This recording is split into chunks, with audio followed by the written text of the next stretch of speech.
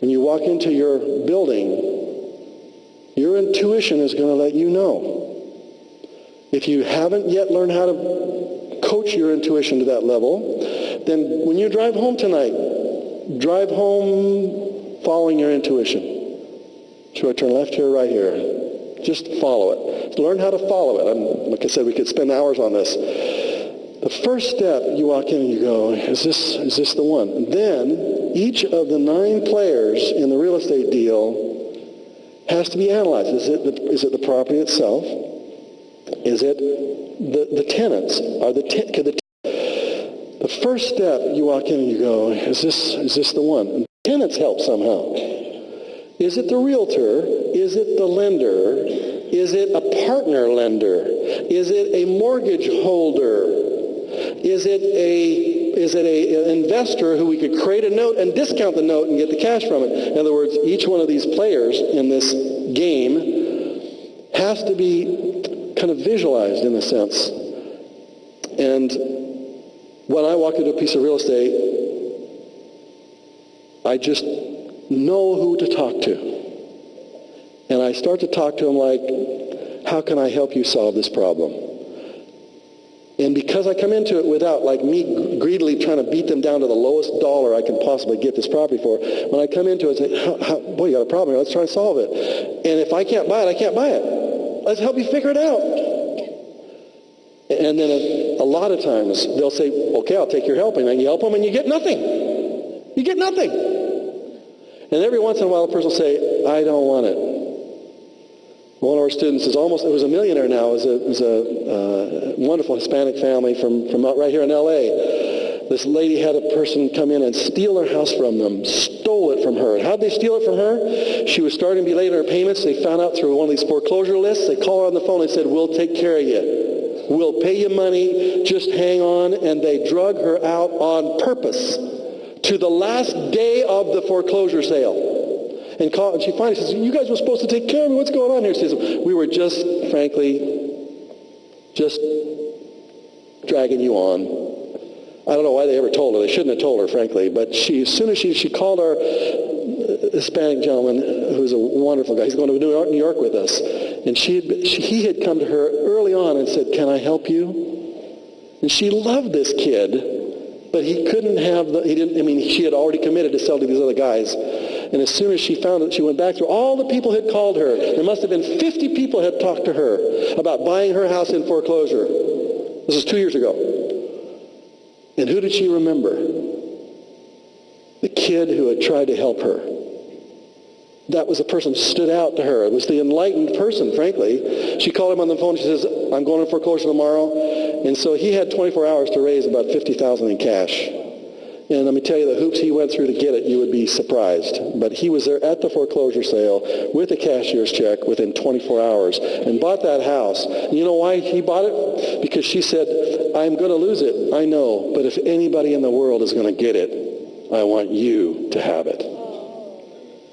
And when I heard that story, I mean, like just what you did, I go, oh yeah, that's what we're talking about. We're talking about an enlightened person, and what I believe is that higher power does get you the deals. The deals do fall in your lap.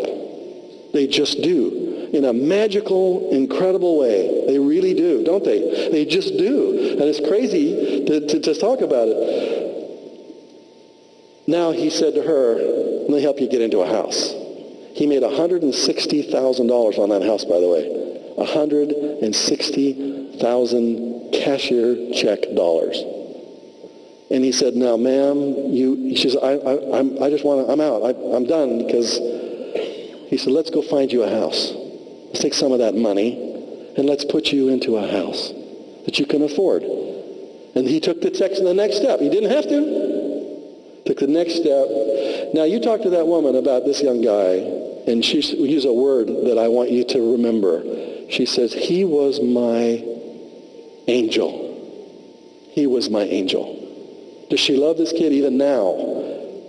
What I'm trying to teach you is that when you see real estate, you have to see it in a totally different way. You're not kind of trying to do a deal where you beat somebody down and get the lowest possible price so you can put it on the Millionaire Hall of Fame. mean, that would be the worst story you could have, is you beat somebody down to the bottom so you could put some numbers on the Million Hall of Fame. You walk into that home and you say, God, what do you want me to do in this house? Is there somebody who needs some help? Somebody was in that house praying for a solution. Are you the solution? Or are you the problem? You come into that house as the solution. And you say, higher power, you know, let's talk about tithing and stuff. People usually pay tithing for the wrong reasons. They pay tithing because they assume that if they'll put their 10% in, that God will give them 10 times that, right? Isn't that the certificate of deposit in some higher power bank? Don't do that. Don't ever do that. When you give because you are so grateful. You are so overwhelmingly appreciative of the breath you take that giving 10% to anybody to help them is such a privilege to you that you can't even believe anybody allows you to do that. And you expect absolutely nothing back. If you expect it back, you didn't give it right. So the prism is a word. The first one means P stands for product. Everyone say product? There's all kinds of products. I mean, there's hair products, there's car products, all kinds of products. Second P? The PRISM is an acronym that we use a lot. Your business is going to do one of these 5 things. It's either going to be a product or a related product. For instance, an automobile is a product. What would be a related product to an automobile? A tire. Yeah, the mirror. I met the lady whose husband invented the mirror. She makes her name's Prince. We had dinner with 8 of us in Hawaii not long ago. They make $4 billion a year on a rear view mirror. One related product, rear view mirror. One product can make you rich. Everyone say, one product can make me rich. One product. It can make all your heirs, that's H-E-I-R-S, rich. I mean, my estate attorney and Bob's, or no, we've got different estate attorneys now, but my estate attorney is the guy who did all of L. Frank Baum's estate. Who's L. Frank Baum? Insurance guy who wrote The Wizard of Oz. His estate makes $100 million a year with little Tin Man on Halloween and all that junk. That's why we said write down your 100-year goal, because all of you were born rich. That's what everyone says, I was born rich. I was born rich. Now, some of you just haven't bought into the fact that you were born rich. You got 18 billion brain cells, but we're going to give you some models to go through so you get it. Everyone say, I got it. Now, the I got it seems silly, but you got to have it before you get it. That's what's amazing. It sounds like gobbledygook. But the spiritual laws, I call those things that are not seen as though they were seen and they came to be seen. Bob? So it could be an information product, service, or media. Whether it's a product or a related product, information. How many of you want to write a book again? Let me see that. So you would be marketing an information product, right? It wouldn't be a car. It wouldn't be a hard, lumpy object. It wouldn't be a pen, something like this. It would be information. Services is where you take your car in to go get it washed. That's a service. And media is an experience that you take somebody through. Which is next door to Disney. That's an experience. Everyone's saying experience. Disney calls himself the happiest place on the earth, right? And it either is or it isn't for you. But how many have been to Disneyland, Disney World, or Epcot? During the rest of your life, how many plan to go back? I mean, we were close friends with the guy who designed the $9 billion Epcot. He just passed away, and Bob did his funeral. But Ken Kerr, for Disney, he met Walt when he was 5 years old, went to work for Walt, and then opened up Epcot. And the writing of the mythology for it was by a guy born in my hometown, Ray Bradbury. But our friend Ken Kerr did all the design. Millionaires see patterns. Millionaires see patterns. Everyone say, I see patterns. Just like one of your neighbors say, you see patterns. Just like you saw those Indian faces hidden in that particular piece of art, magnificent piece of art. Most people just don't see those patterns. Millionaires see those patterns. How do we get to see those patterns? Well, we try to teach you how to see them, but it's also going back to your inspiration. You start to see things people don't see. It just kind of pops out at you. How many this weekend have you begun to see a world that you did not see before you walked in this door? Look around the room. Look around the room. Keep your hands up. Keep your hands up. We're trying to At teach least you how to 80% see of these you, I think. patterns. Maybe not 100, but 80 it looks like.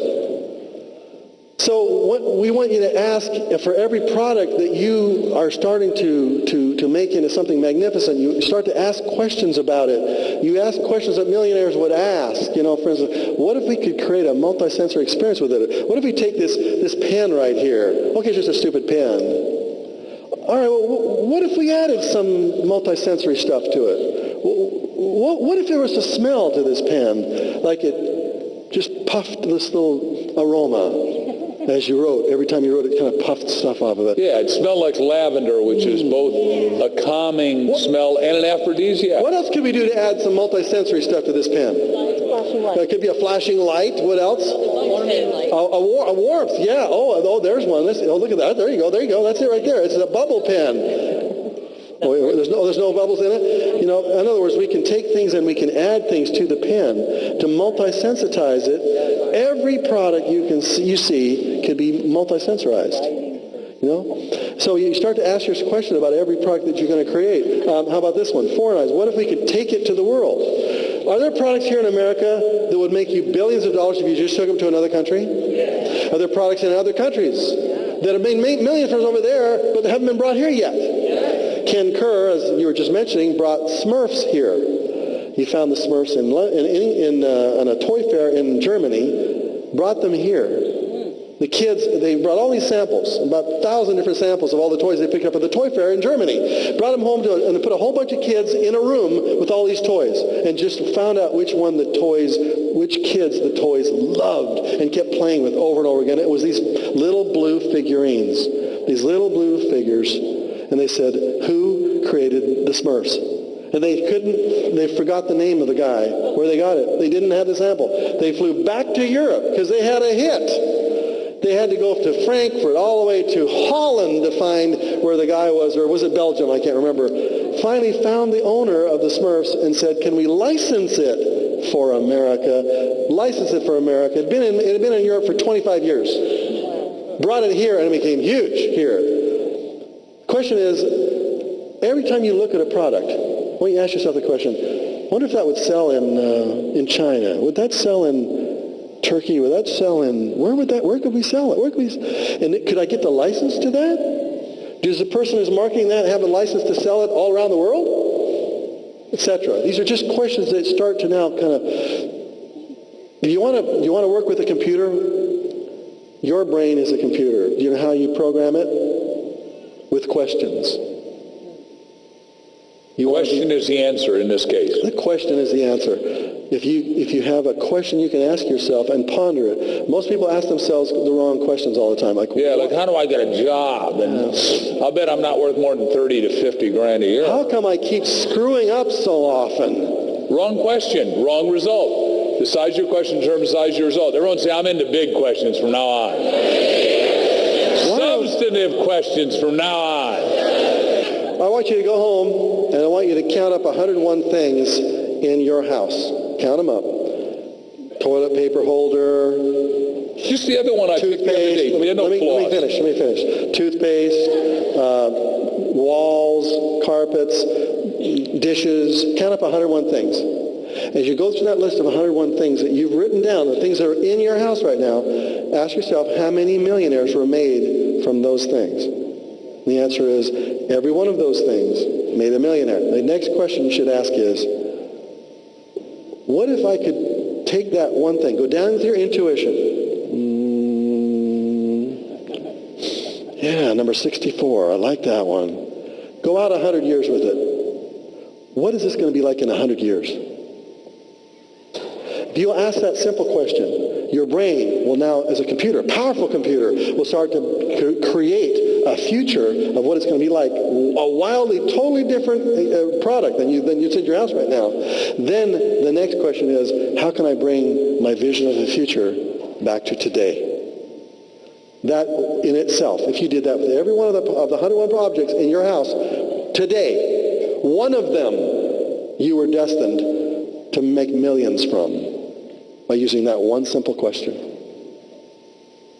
You're going to read about this in the book. There's a chapter in the book where every product can be maximized, minimized, plus, minus, etc. What Mark and I like to do is to take a big concept and to put it into one page. So you look at one page, you got the whole chapter. And these icons may not mean a lot to you now, but as you read through the chapter, you'll understand that the star at the top means to enlighten a product. And the question you'd ask is, how would higher power enlighten this product? How could we enlighten it? Well, the easiest way to enlighten it is to dedicate 10% of it to somebody who needs it. And that enlightens it instantly, just like that. The second thing I'd say is that, I'm a great fan of Dr. George Washington Carver, who is in 1864 watched his mother pulled into slavery. He bounces around orphanage to orphanage, but they teach him the blue-black speller, first black man to graduate with 3 doctorates in Iowa. Booker T says, look, you got to come down to Tuskegee to help our people. The boll weevil was eating the cotton, but it wasn't eating it because it was strong. It was eating it because it was weak. It's just like garbage doesn't create rats. It just feeds them in New York when we have garbage strikes. Point is, he says, okay, God, take your eyes through my heart and see what to do. And he said, grow legumes. And all of a sudden he says, well, what do legumes do? Well, soybeans and peanuts take sun and through photosynthesis put nitrogen back in the soil, make the soil strong again. He talks to all the black farmers who've taken over all the farms to grow peanuts. And he said, you have not been studying your entrepreneurship, because Say's law, John Baptiste Say, says an entrepreneur. Everyone say, I'm an entrepreneur? I'm an entrepreneur. Take something from a lower value. Everyone say lower value? And makes it into a higher value. Higher value. Higher value. Higher value. Higher value. What Bob and I are trying to do is up your value, and what he did is he said, what I'll do is I'll go into meditation at 4 in the morning again, take God's eyes looking, and in 1 month he had 367 inventions for the peanut at a higher value, and now all the peanut became valuable. It was always valuable, but remember, we said it's hidden in plain sight. Everyone say hidden in plain sight? Hidden in plain sight. He came up with peanut oil, peanut milk, and the one we eat all the time is peanut. That is enlightened, because he said, and then, Henry Ford says, well, you got to work for me, and Thomas says, and so you got to work for me. He said, no, I'm working for, my brothers and sisters down here, and I want to show everybody that they can think. And he turned them on. And if you haven't been down to Tuskegee, Alabama, you need to go down there sometime. But that's enlightened. So every product can be completely transformed. That's the point. Everything you see can be transformed. And this is a model where everything you see in your house can be plus, minus, minimized, maximized, enlightened, residualized, multiple streamed, A plus B. Well, Mark and I are A plus B. I was successful. He was successful. We added each other to each other, and we become less successful. But that was a joke. Your telephone has got a PDA in it. Well, you take a PDA and you take a telephone, you add it together. Your telephone's got a camera in it. You take a camera and a telephone, you add them together, and you have another product. You A plus B it. When you add something to a product, can you millionize it? Tell me a product that was an ordinary nothing product, and somebody added one little thing to it and made $1 billion from it. Anyone raise your hand? M3P? Post it. Sir. An ordinary tissue paper. Tissue paper had a fragrance to it. Give me some more. What? Pet rock? Pet rock? Pet rock? How about water? What is more expensive than a gallon of gasoline? Water. I mean, you could get it from a tap, for crying out loud. Just turn the tap. But no, I got to go buy it in a bottle because somebody put some vitamins in there, something like that. Or they took something out of it, they minused it, they made it pure. They brought it from the deepest part of the earth, sucked it right out of there, put it into an expensive bottle, and sell it more expensive than gas, right? That's what you do when you plus or you minus something. Now, our other friend that minused it, some of you that live in California, you go to Carl Karcher's. It's a hamburger place. And Carl Karcher's 87, was getting a little portly. He said, the carb thing's big. We'll do the first 2 years ago, no-carb burger. Took away the buns, kept the hamburger and the lettuce and the sesame seeds, wrapped it in paper, charged $1 extra. Everyone say $1 extra? He took away the buns, charged $1 extra, made $1 billion in his first month. Point your temples, go, that's interesting. Everyone touch your heart, say, I can do this. Touch your neighbor's shoulder, say, you can do this. You can do this. So Now, as you're sitting in your living room tonight, whenever you get home, after you write 101 goals and send us a copy at markvictorhansen.com, we'll send it back in a year. But you're going to write. You're going to write what you're going to do to it. And you're going to look at an object, whatever it is. There's a garbage can, all right? Or there's a pen, or there's a telephone. And you're going to ask yourself the question, what could I take away from that to make it $1 billion product? What could I add to that? What could I add together with that A plus B? How could I minimize it, maximize it? What is the plus sign and the minus sign we just went through? Multiply. How can I multiply it? The multiplying idea is what happened with Price Club. Price Club happened right here in California. Was it 1974 or something like that? A guy says, let's just create a great big huge building like a warehouse. Let's not make it pretty. Let's make it as ugly as possible. Let's have these big carts that you have to feel like you're a construction worker to use. And let's package gum instead of selling onesies and twosies. Let's package a package of gum with 500, packets in it or something crazy idea and sell it really cheap. I mean, Price Club started right here where they took an idea. And there were thousands of grocery stores, hundreds of thousands of grocery stores. And he says, I'm going to take it and I'm going to multiply it. I'm going to figure out a way to sell not just one, but sell 50 at a time. And let's make a store big enough to do that. So, and what I'm trying to say is that everything can be transformed. I want to hitchhike on that, though. Saul Price is the guy who created it down in San Diego, his neighbor. And Saul called me up after our book was blowing 20,000 a week through his stores. And he said, Mark, man, we love your book, but everybody thinks it's a cookbook. We want a cookbook. I said, Sully, I love you, pal, but we don't do cookbooks. He said, the first order is $250,000. I said, Saul, we can do a cookbook? Now, what company slows down or product or service? And they made $1 billion from it. Aging, absolutely. That's a whole new field. The anti-aging stuff is where the big money is going to be. What else can we slow down and make $1 billion from it? Sorry? Think about it. Time release. By the way, that's called chelation in herbs and vitamins. Yes. Time release drugs. Exactly. That made $1 billion from that. What else? Ketchup. Ketchup. Ketchup. Cracking the angel code. Let's just talk about that for a few minutes. What is an angel? Well, there are visible angels and invisible angels. What is a visible angel? You're looking at them. You're looking at them. Each of you has a group of people that you meet with on a regular basis to become part of your team. Yes or yes? If you don't, you need to. An angel is a person that brings their gifts, their talents to you. And you don't have those gifts and talents, and you kind of form a team together. And each of those angels, the word angel is actually another acronym, and we use lots of acronyms, too many. Actually, when we were sending the manuscript and our editor said, there's so many acronyms in this book. And so we actually made up another acronym that you get to decide what it means. You get to create your own acronym. This is the word angels, what it means. An angel is a person who has assets. That's for the A. Or tools, equipment. They got something physical. Or maybe money, credit, whatever. They got assets. They're going to help you make your deal happen. The N stands for a network. Exactly. A network, meaning somebody you bring into your team may have a network connection. For instance, one of the reasons I'm a partner with Mark, I'm pretty much of a loner, to tell you the honest truth. My wife married this guy, but when I go home, I'm not this guy.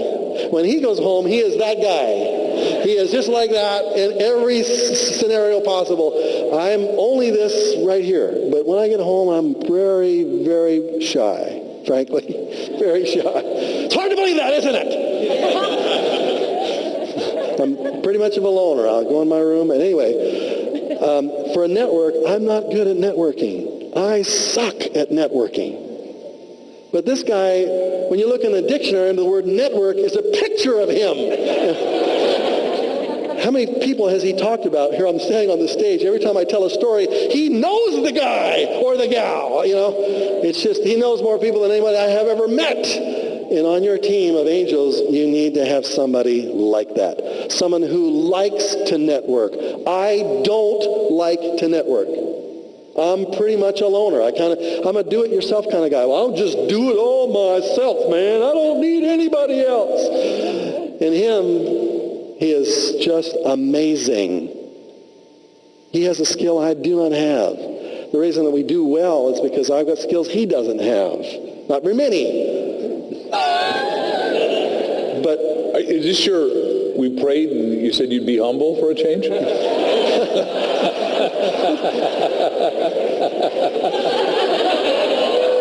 Everyone go, oh, Bobby. So you need somebody on your team who is a networker, who actually thrives to bring people into your team. The G in your angel spells, and when you see somebody, they have a genius about them. We all do have genius. But they have skills or talents. Something about them brings to the table some skill, some genius that you just can't find anywhere else. And so when you're looking at somebody, you really, the question you're asking is, what is your genius? What do you bring to the table that nobody else in the world could bring to the table? You need an angel like that. The E stands for their education or experience. Maybe they have an experience of if it's a fundraiser, raising funds for thousands of different churches. Well, you don't have that experience. Well, then I bring them into my team because of their experience. Because they know, bam, just like that, exactly who to talk to, what to say. They've done it 1,000 times before, but you haven't. So you bring somebody on your team who has. The L stands for the light. Meaning, and I'm glad to my daughter Ame, who was singing the song about light. On your team, does that person have light? Meaning, do they believe in higher power? Are they a giver? Do you want somebody on your team who's not a giver? Why would you allow that person to be on your team? If giving is so powerful, if higher power blesses people, you would want to find a giver to be on your team. You want to have a light and enlightened person. It also means somebody that believes in a higher power. Do they believe in a higher power?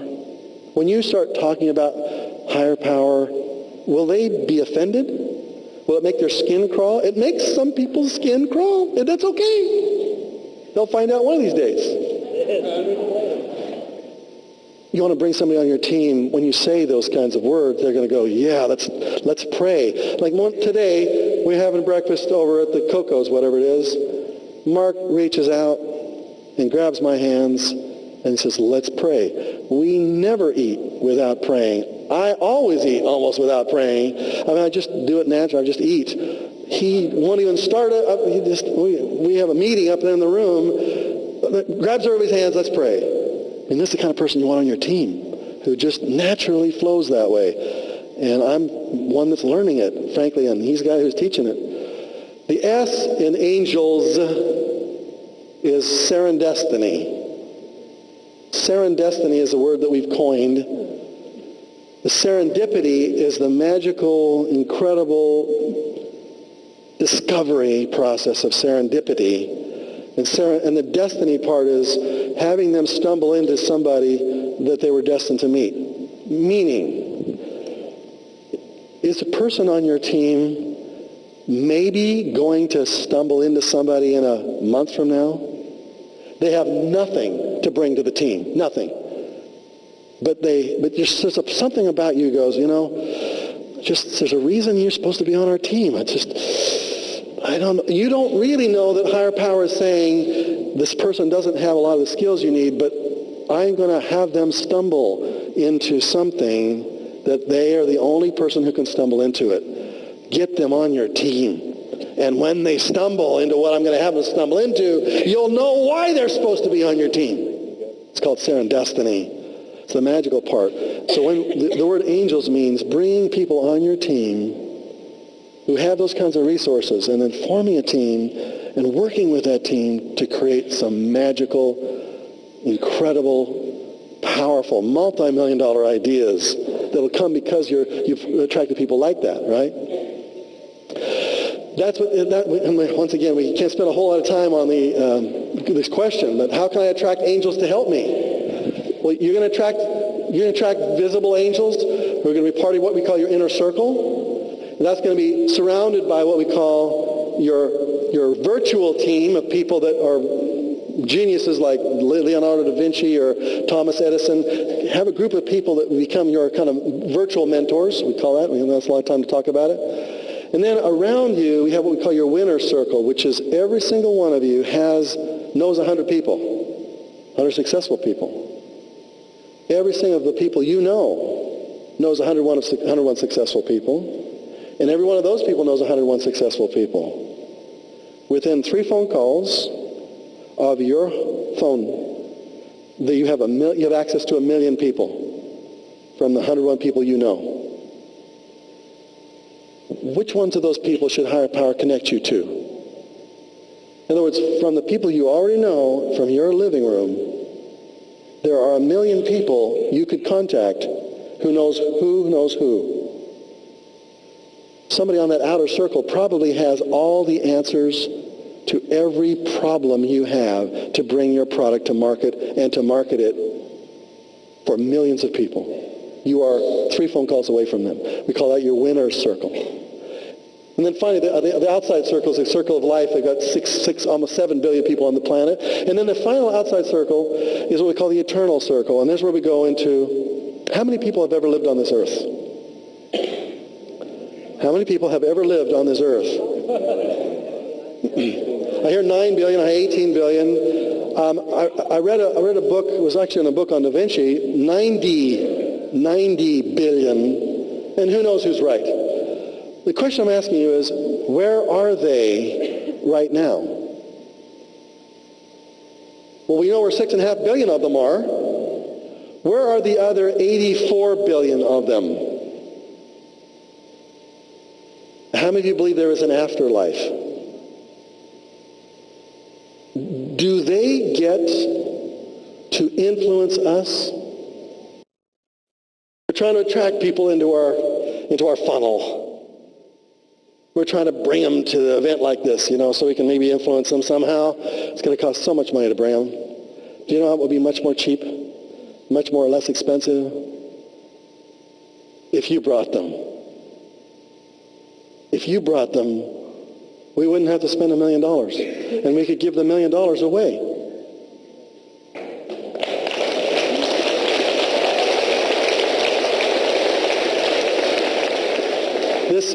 You crack this code, you will be rich. You don't crack this code, more than likely, you will be one of the 95% of the businesses that will fail in the next 5 years. Almost guarantee it. You crack this code. This is simple. This is it. Most businesses do not do this. When you bring somebody into your door as a customer, you love them. And you give them as much as you can give them. Why do you love them? Why do Mark and I love you? We don't need to love you. We got enough money in the bank. We don't need to love you. We're okay. Why do we love you? The reporters that come and interview this and see what goes on here, they don't get this. They don't understand. Why do we love you?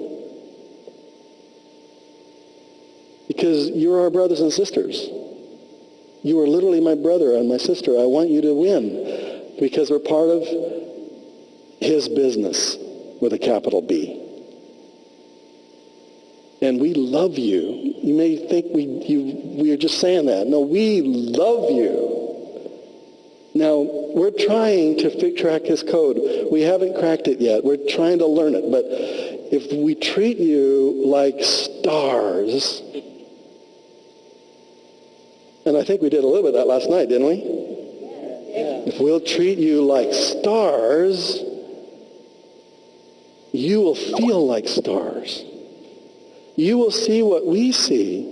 We see your value. You are so valuable to us, not because we want to make money from you, because you're so valuable. You're so priceless. You have to treat you like stars. And if you learn how valuable you are and you get the feeling of, hey, I can have a little plaque here and a little bigger thing here and I can get that big one. If we treat you like stars, then you'll say, come on. You'll bring your friends back and you'll go, These guys treat us like stars. You got to see this. You can't believe this. You got to watch. They actually hug stuff every once in a while. If we can get to them in the doggone lines of them, but they'll even hug us. What?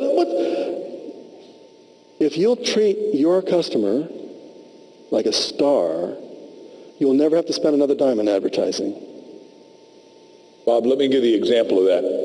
We have a friend in Australia who's the highest paid dentist in the world. His name is Dr. Patty Lund. A couple of years ago, he is ready to commit suicide. As you know, dentistry has the highest suicide rate in the world because they look in a little black hole that smells bad, looks bad, and most people that come in go, I hate you, and I hate dentistry, and it makes you feel real good about your profession after spending 28 years becoming a dentist. Patty went PADDY, went on a hiatus, and he meditated, cogitated, ruminated, and says what works and what doesn't work. He had 4,000 patients, a vast clinic, and he said, I don't like 3/4 of them. They don't resonate with me. I don't resonate with them. They're not stars for me, and I'm not stars for them. I'm extricating myself. He owned velour seats, and some of you have been in dentist chairs like that, and the guys who come in their oily pants from the mechanic shop and wreck his stuff, so he took those guys and put them with dentists that love the oily secrets of cars. Not that they're good or bad, it's just they didn't resonate with Patty.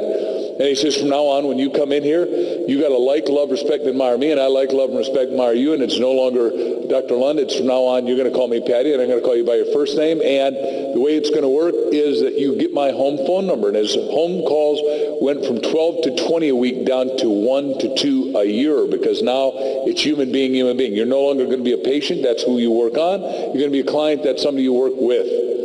And in my office, it does not say dentistry. It's going to have an apple, and it says by appointment only. And when you come in, there's